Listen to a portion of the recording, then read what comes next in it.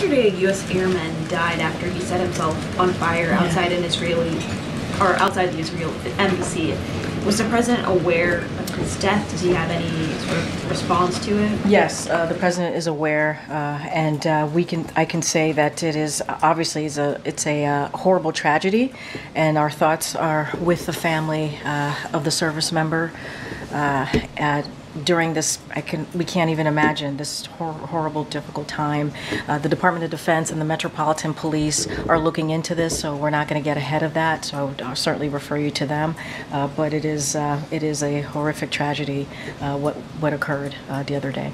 Is there anything new that you could share about the president's visit to the border on Thursday? Does he have any plans to announce any executive actions?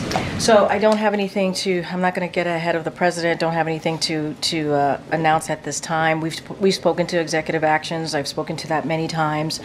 We think the bottom line is the way to have dealt with this border, the challenge that we see at the border, what we see with this immigration, a broken immigration system that has been broken for decades, is if Republicans have moved forward with the bipartisan deal that came out of the Senate.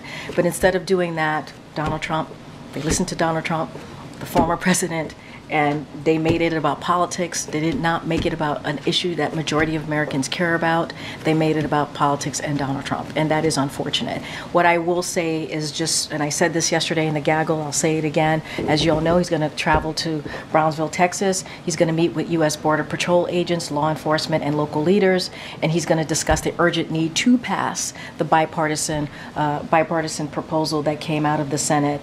And we believe that if this legislation were to become law, it would be, yes, the toughest, but also the fairest.